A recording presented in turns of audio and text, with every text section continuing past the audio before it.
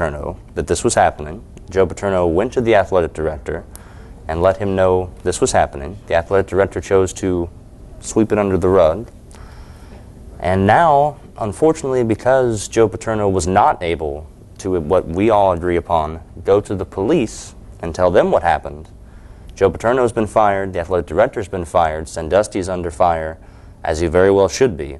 The president of the athletic program has been let go. And I have to give a hats off to Penn State for handling this situation the way that they have, because they've done everything that they need to do. I absolutely agree, but they needed, and I'm not going to call it a clean sweep because it's a very dirty scandal, but they've had to make some sort of sweep in their program, and it's absolutely necessary. Okay, now that we know what happened, basically, Matt, do you think Penn State handled it well, or did they answer the call? A lot of institutions hit you with the no one is bigger than so-and-so university. Penn State's actions spoke louder than their words. What do you think about that? I think they handled it pretty well. I kind of disagree with letting Coach Trano go. I think we could at least let him stay the whole year, because I look at it like it's going to be controversy if he's on the field or not on the field. So just have respect for this icon head coach and let him finish the season off. But them letting him go, I just don't know what to say about that. It really hurts me inside knowing this coach, one that we've all grown up on seeing, that's no longer there, that the statue of the man is in front of the stadium. We're going to look at that from now on and be like, wow, we fired this man. Can they honestly sit here and just with a happy face and be like, hey, we fired this? I mean, it really bothers me. It really does. Well, and I think what bothers people the most is this is Joe Paterno. This is a man that's, when you think of Penn State, that's what you think about. You don't think linebacker U. You don't think of their basketball program. You don't think of what they offer class-wise. You think of Joe Paterno. Joe Pa. This man is the most winningest college football coach in the history of the sport. But now, whenever you bring up Joe Paterno, this is the first thing that you're going to bring up. Oh, he was one of the greatest, but this scandal happened. And I think another thing that we haven't addressed is this isn't just a recruiting violation scandal, fellas. This is on a whole nother level. We've never seen this. We've seen tests being taken. We have seen illegal phone calls being made. We've seen barbecue things happen with coaches like at Tennessee with Bruce Pearl. This is on a moral level. This is on a personal level. This is on a human level. We've never seen a college scandal like this in our lifetime. And it's just a shame all the way around. This is something that Penn State is not going to recover from not 5 years, not 10 years. This could be 15 years, possibly even 2 decades worth of damage done to this university, both class-wise and sports-wise. This doesn't just affect football, fellas. This affects sports at Penn State. I'm going to have to agree with Tyler. One major thing is there's a lot of questions up in the air right now. Where do we as Penn State go? What do we do? Who do we bring in? Who's strong enough to head this football program? And, I mean, as always, Penn State is a great institution, known for football, known for academics, and I feel that they will answer the call just like they did in this situation. One thing is for sure, though, this is bigger than football, and we have yet to see a scandal this big. Like you said, we've yet to see a scandal this big. I really feel sorry for the people that, on the football players, their families, incoming recruits. And like you said, who is going to come in and want to take this head coaching job after a scandal like this? This is very, very disappointing. Well, we'll definitely see how this plays out, and we'll definitely be more back on a positive note after these breaks. It's cool. I've done it before.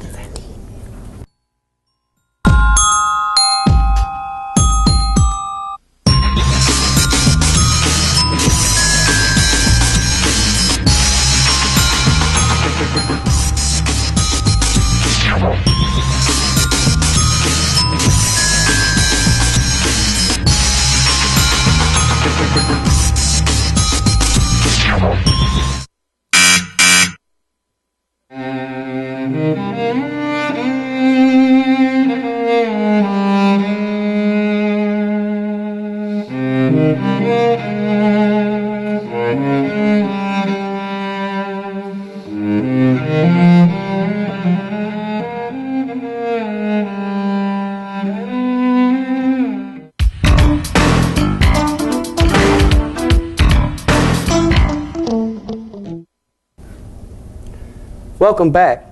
Now on to our next segment, NFL Week 3. Green Bay Packers. Did you see that? I'm just going to say, weigh in on it. I tell you what, I absolutely saw that, and I'm not going to say that I couldn't believe it because, they're 9-0, they're the Green Bay Packers. This is what we expected. But 45 points, fellas? 45 points? Let me hit you with some stats, Matt Johnson. Are you ready for this? Aaron Rodgers, Mr. Championship Belt himself, went off. 4 passing touchdowns, all right? You following me? 4 passing touchdowns. Not 1, not 2, not 4. 250 yards through the air. Absolutely dominant. Then let me hit you with some defensive stats, Matt Johnson. Packers defense, everybody helping out. Charles Woodson, 9 tackles. 8 of those, solo. Clay Matthews, Mr. Claymore, I'm going to blow you up, Matthews. Have you seen this guy's guns? Ridiculous. 5 tackles, 2 sacks. How do you feel about it? This team is just they're unstoppable. They are really unstoppable. I did not see them coming in back and repeating and possibly going on and being this good the second year. I really didn't. I didn't want to say it was a fluke, but I did not think they would be this good. Not again. Aaron Rodgers is playing incredible football right now. Now, fellas, there's been a lot of whispers going on between a lot of analysts. It's going to make me come to you and ask you for your opinion. Right now, is Aaron Rodgers the best quarterback in the NFL? Yes, he is. Yes, he is. Like you said, we have him at 9-0 record. We're this deep in the season. We're still 9-0. Yes, he is the best. No offense to anybody else in the league, but yes, he is. Over 2,000-something yards, 28 touchdowns, and only 3 picks. Very impressive numbers. You have to go with Aaron Rodgers. Well, no. I don't want to necessarily disagree with you. I've been a big Aaron Rodgers fan for most of my career watching sports. However, you're going to discredit Tom Brady, though? Yes, I will. Yes, I will. Whoa. Yes, I will. He will. Tom Brady has been there. Over 3 rings. We know. We know. This is what we expect from him. Was you expecting Aaron Rodgers to be where he was at 3 years, like 3, 4 years ago? When we had Brett Favre there? Did you? Was I expecting? Oh, yes. Okay. I had a feeling from the time that he was at California. I told people, I said, you give Aaron Rodgers 5 years underneath Brett Favre, he will be one of the next elite quarterbacks. Nobody believed me. What's Aaron Rodgers doing right now? Last I checked, he's got a Super Bowl ring.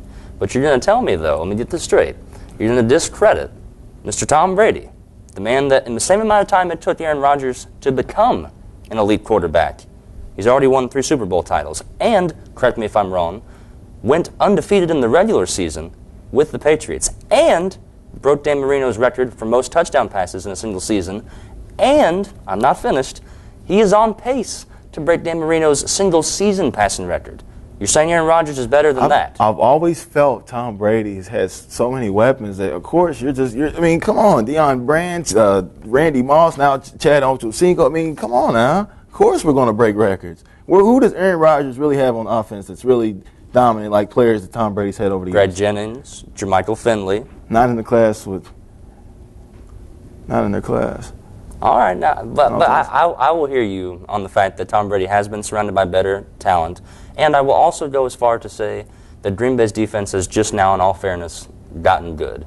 So Aaron Rodgers, for the most part, has had to do it a lot by himself. I will see your point there. I will. With tomato, one thing is for sure. Both of our elite quarterbacks and 2 of the best players in the entire NFL. When we return, we're going to be discussing regional college basketball.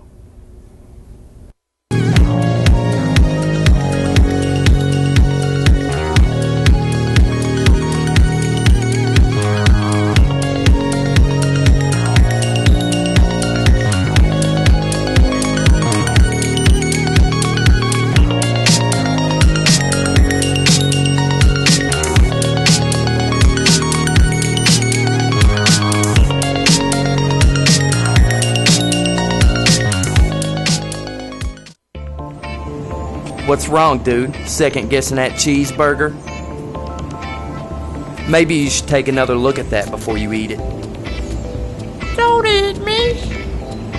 Now how could you be thinking of eating that when really you're thinking of a slow-cooked chili-covered geodog with cheese with your selected choice of chips? Throw that thing away. Located on the first floor behind the elevator. What about me? Fellas, it's that time of the show. We're going to break down regional college basketball. Matt Johnson, as always, you're covering U of L. Tyler, you're covering UK. Matt Johnson, start us off. Well, your number 7 team in the nation, Louisville Cardinals, opened the season up this past Friday with Tennessee Martin with a win 83-48, and then played another game Sunday against Lamar 68-48. What I've seen, like I said last episode in the Expedition games, it's really hard to judge this team because they're still missing pieces. Even though I do agree they are deservingly a number 7 team in the country, unlike some people saying they should not be. Peyton Siva, I know we're familiar with him, a top point guard junior. I really feel like he's poised to just be one of the best point guards in the nation this year. Pure point guard. I mean, assists. I want to say he had 7, 8 assists the first game. It was just incredible with him. Our freshman, Shane Buchanan from Bowling Green, Kentucky, was just an absolute beast. I look for him to be like your DeJuan Blair type player in the Big East. He's just a dominant big man that can get up and down the court. He's just very explosive on the boards and up and down the court and a little mid-range jumper. I really feel in season 11 with Coach Rick Pitino, he's like, you know what? I've been down 2 years in a row. A lot of people in the nation probably do not believe in me no more. But you know what? I finally had one of the deepest teams I've had in years. Once I get the couple pieces back, like Rakeem Buckles and the freshman stud with Wayne Blackshear, this will be a team that I can get where I want to get, where I haven't been in a while, and maybe possibly on to Final Four and farther. So on that note, Louisville can go as far as they want as long as we get these injuries under control. That's the key right now. Injuries is the key with Louisville's success this year. Well, U of L is definitely a team to watch out for. Now on to the other side of the state. Tell us about these Wildcats. Well, the Wildcats were certainly wild against Marist. They had no problem defeating the team. We all expected that much, as Marist was not exactly what you would call a test. But speaking of test, let me tell you guys who definitely passed the test. Anthony Davis, 23 points, 10 rebounds, 5 blocks. Now this is all with, keep in mind, Terrence Jones, the man that's supposed to take over right now in UK, not necessarily having to produce as a big man. He was a bucket and a board shy of a double-double. But what that told me was UK can play at the top level without Terrence Jones having to do everything. Terrence Jones can simply be a 10-and-10 player, and UK will still be just fine because they had 4 other players in double figures. That's absolutely impressive. Now, is it Marist? Yes. However, this tells me that UK comes out as promised. They can be a deadly team. So I think the thing that you take away from this UK Wildcat team is they work well as a group and everybody can score. And that on any team, as you guys know, is absolutely dangerous. So we've discussed 2 other teams in the state of Kentucky, but let's bring it home. Let's talk about the Morehead State Eagles. Tyler, the Lady Eagles went off, as the kids say, off. Please fill us in. They went off the deep end, but in a good way. They defeated an Ohio University team that I thought was a very good, very scrappy team, 62-57. Now, in light of that, they did lose earlier on Friday to UK, 96-60, but they hung with UK up until halftime. I think we all knew that eventually the game was going to get away from them, but they faced good competition nonetheless. Let me highlight some players. You had Courtney Lumpkin, who went crazy, 22 points, absolutely impressive, led the team. And it was to my knowledge that she was a little under the weather. I would hate to see what she does when she's healthy. Watch out. On top of that, right behind her, Linda Ditson, also a senior, 20 points. So between these two, 42 points. They scored 62. That's over half of their points. Crazy from just 2 people. But they also had I think they played well as a unit, as a whole. Everybody came together. They got in a little bit of foul trouble, and freshmen like Natalie Greenwell stepped up, made some key free throws and a key steal at a key moment in the game, told them they helped get them the win. And one thing I'd like to point out last and least, Ashar Harris did a fantastic job as a big person, moving the ball around, kicking it out to the wing, kicking it back out to Lumpkin for an easy score. I think Coach Tom Hodges has this team right where they need to be. Even though their record doesn't show it, they're 1-1. Okay, now Matt, I'm going to ask you a quick question. Are the Lady Eagles something to watch out for? I really believe they are. Tom Hodges in the 2nd season, I see him just taking over this team this year, taking everything we've had, just only losing 1 player from the previous year with China Bozeman, and coming together and possibly getting over that hump, win OVC tournament, and getting an NCAA tournament this year.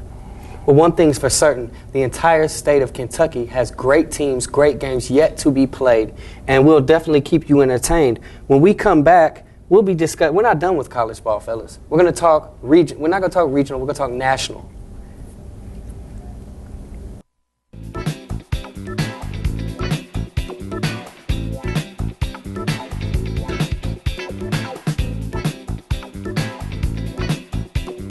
Oh yeah, That's right. Get the good stuff. The Java City on campus has just what you need to get you going. Located on the first floor of the Camden Carroll Library.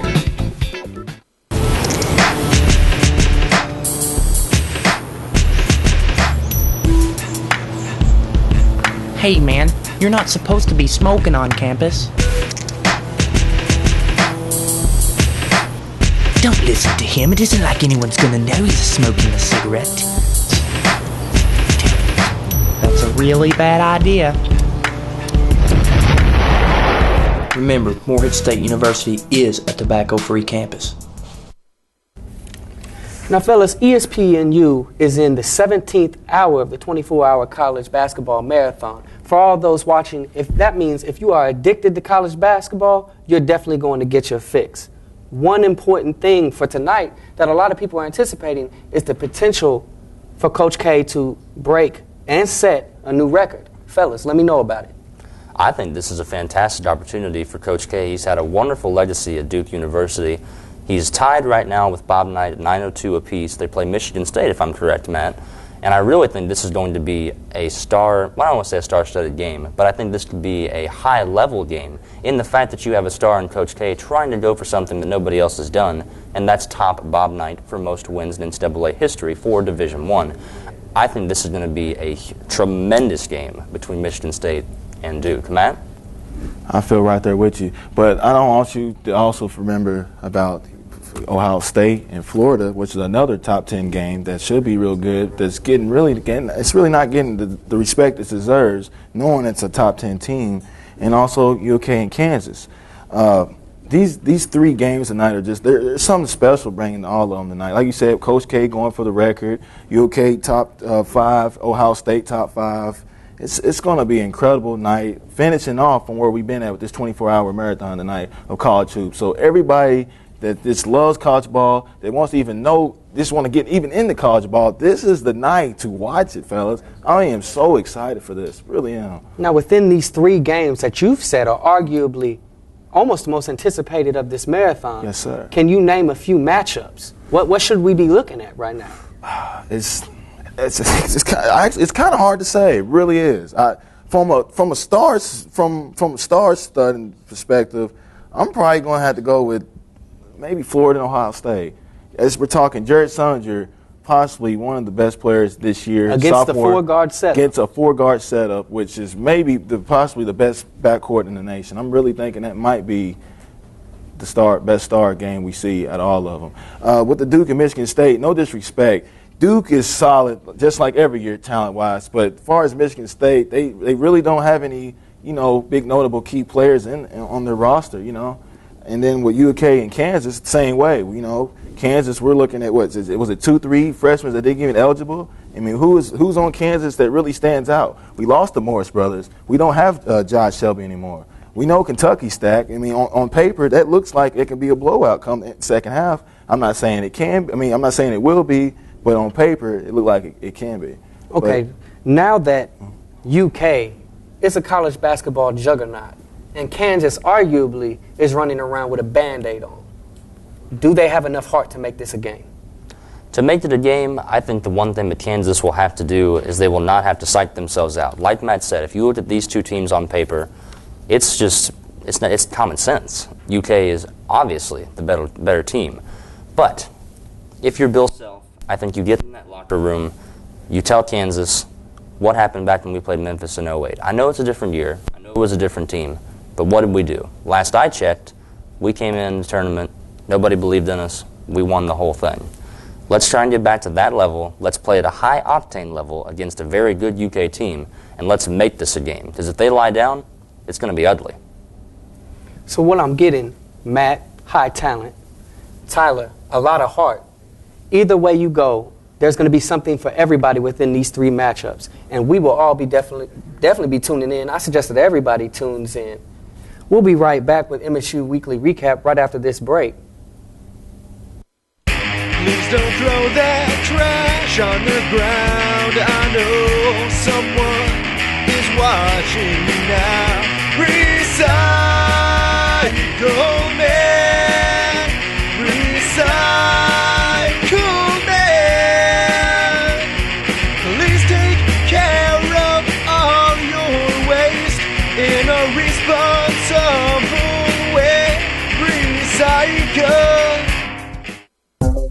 The Morehead State University Space Science Center has been established to provide a research and educational facility with state-of-the-art laboratories for undergraduate students in space science. The Star Theater located inside functions as a classroom and public entertainment room featuring laser light shows and 3D movies. To contact the Space Science Center, call 606-783-2381. For events in the Star Theater, call 606-783-9593. Welcome back. It's now time for MSU Weekly Recap. Despite a heartbreaking loss, 28-24 to Davidson, there were some positives that came along for our MSU men's football team. Tyler, can you highlight some of those? Yes, despite a tearjerker, it was a heartbreaking loss, but the thing to take away from this game, junior MSU quarterback Zach Lewis has thrown for 3,000 yards, which is an MSU record for a single season. And Justin, like we talked about before the show, when you put that into context, MSU had a quarterback, let's see, I'm trying to think of his name, Phil Simms, who won a I've heard about him. He's pretty good, Have right? you heard about Super him? Bowl, something like that? Yeah, he's pretty good, right? Pretty good. Well, Zach Lewis has passed for 3,000 yards in a single season. Phil Simms did not do that. So to put it in perspective, that's very impressive, folks. So that's good. That's a good highlight. But unfortunately, we still are not doing enough for Zach on defense. Case in point. Matt, can you talk a little bit about our receivers? I mean, Dante had, 133 yards. Clearly, he was doing what he had to do. He tied an MSU single season record with receptions. Is there a light at the end of the tunnel? Is there a light at the end of the tunnel? I don't know how you really explain this. I really don't. We keep fighting and fighting. Zach Lewis is playing good. Like you said, our receiver core is playing good. I mean, I think it has to go down to, your other higher rankers, like your offensive coordinator. Are we doing what we need to do? Are we going through film, checking out, seeing what needs to be taken care of to, keep competing to win these games? Because something's just not right here. I'm going to have to agree. It does seem like we're missing something. It's almost like Thanksgiving, your mama puts out the deviled eggs. If it doesn't have the red paprika up top, they just don't taste as good. No one knows what paprika tastes like, but it doesn't taste as good. Now let's talk about, what did they say? The dream team, not the mean team, the ladies volleyball squad. Tyler, please talk about these superstars. I will be more than happy to talk about this team because what they've done is something that no other team in the OVC history has done, and that is win 19 games. 19-1, that is the best overall record since 1996, back when SEMO went 18-0. Now, did the Eagles go undefeated? No, they did not. However, if I had to put these two teams up against one another, if I could go back in the time machine, 96 versus right now, 96 isn't even a factor. This team is stacked from top to bottom. All-stars. This team is set up for a lot of success going down for the years. Coach Jamie Gordon has got this team right where they need to be, and in my opinion, they have only themselves to beat for the OVC tournament that starts this week on Thursday. I'll say it. Call up the USA women's team. They don't want us. They don't want to see them. They don't want to see those girls. They're on a mission. Now, Let's Matt, lock this up right now. What do you predict? I say we go in and we win the OVC. All the way. We're going all the way this year. The several games I went to, it was just like every game I just seen just a poise in these girls. I mean, even the games that we lost, like like Ohio State, for example. Michigan. It was just hard nosed, just volleyball, smacking the ball over, diving for the ball, doing flips. I mean, whatever we had to do to win these games. I'm really pleased with this team, and I really feel we are going to win the OVC. So we're calling for a championship. You're saying the girls are unstoppable. Absolutely unstoppable. I'm scared of them. I don't know where else to go from here. Come bang with us, Matt Johnson. I cite my sources. Now, we're done talking about MSU. We're done talking about the ladies as well as the men's team. Good luck this Saturday. Good luck, ladies, in the OVC tournament. And we'll be back right after this break for your recaps. For students pursuing a career in the medical health field, come check out the new MSU Share Building. The Share Building is located right below St. Clair Hospital on Fleming Avenue.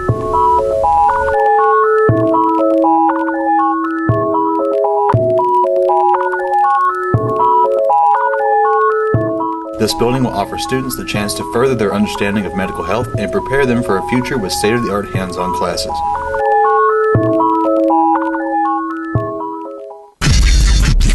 when you got some homework and you need a place to go. When you're working on a project and your computer is slow, there's a little place on campus that I think that you should know about. The first story of the library is what I'm talking about. Walk past Java City and then you will see the new commons area is where you should be. They got computers and printers, couches, tables and more. It's the perfect place to go for study time galore.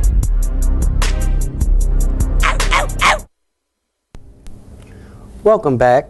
It's time for our closing segments. Fellas, just recently, Pacquiao had a fight.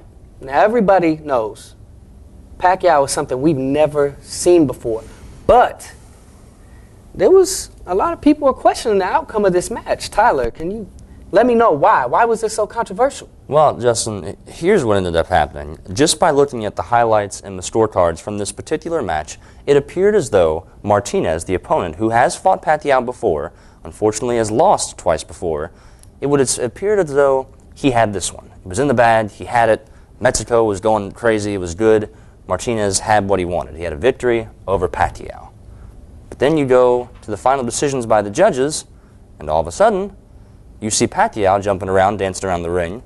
Pacquiao wins. People are wondering what happened. How did this happen? I have Martinez 115, Pacquiao 113. Here's an important stat that I'll bring out for you.